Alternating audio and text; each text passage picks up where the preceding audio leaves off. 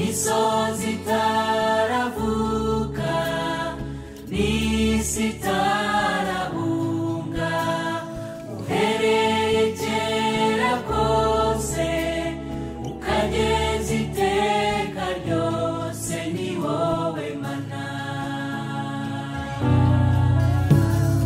Uko iminsi yacu ishize tukiri mu mujinya wawe, imyaka yacu tuyirangiza nko gusuhuza umutima. Uko washyizeho imyaka tudashobora kurenza, nyamara ibyiratwa byayo n'imiruho n'imibabaro.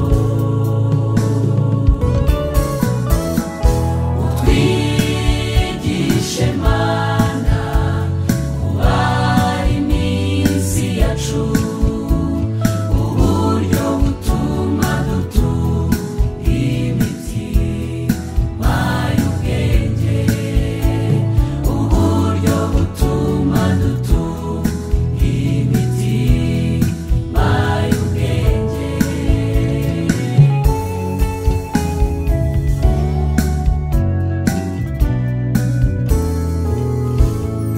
kubaho mu isi Kubaho muri iyi si biraruhije cyane, biraruhije cyane, biteye ubwoba, biteye ubwoba.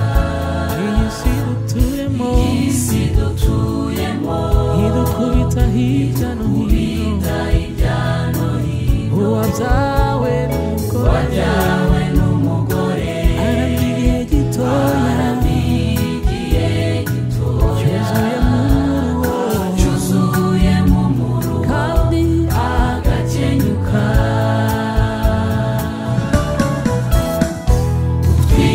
Utwigishe Mana kubara iminsi yacu, uburyo butuma dutunga imitima y'ubwenge, uburyo butuma dutunga imitima y'ubwenge.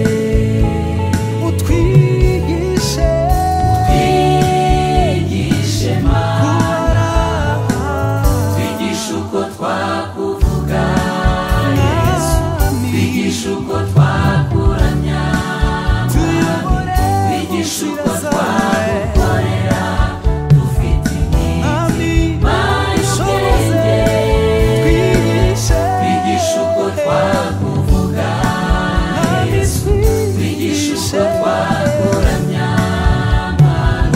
twigishe uko twagukorera dufite imitima y'ubwenge.